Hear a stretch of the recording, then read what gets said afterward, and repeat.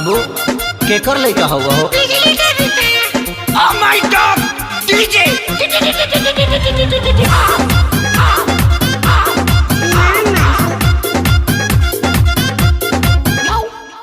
जहिया से आइल न ससुरा से नहीं हो, जहिया से आइल न ससुरा से नहीं हो, ओकर छौड़ा रातो दिन हमरा घरे रहता।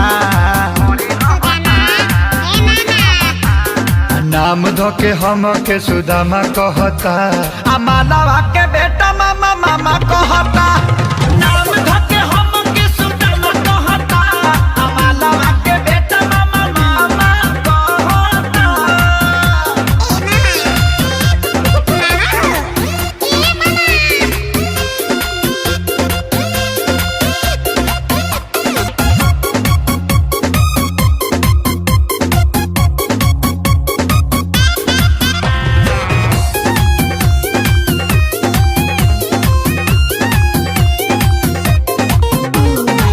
एक त 5 साल लागल मोहब्बत भुलावे में, दर्द बढ़ावे खातिर आइल फेर गाँवे में। एक त 5 साल लागल मोहब्बत भुलावे में, दर्द बढ़ावे खातिर आइल फेर गावे में। मन करे खाली जहां हमरा पर टूटल बा कहर, अपना माई के उ सोना हमके तामा कहता। नाम धोके हम के सुदामा कहता, आ मालवा के बेटा मामा मामा कहता। नाम धोके हम के सुदामा कहता, आ मालवा के बेटा रे मारे रे झपड़ में हाथ देला भाग धरी माई।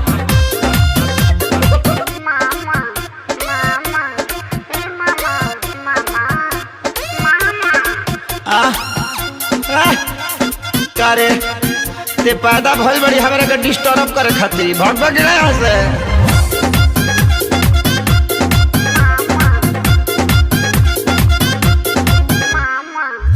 मारेला ते हतिया ताना होई न बारदास जी, पूरा इज्जत के हमारा भइल सत्यानाश जी। मारेला ते हतिया ताना होई न बारदास जी, पूरा इज्जत में भाई हो गइल बास जी।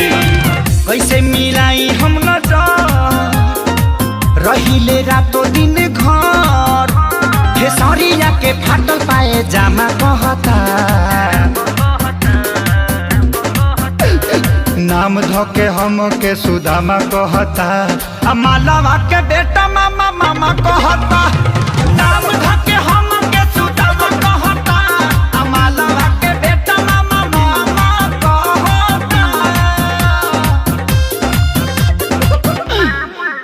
जाए बेटा तनी सा गलती हो गई न तो पापा कहती।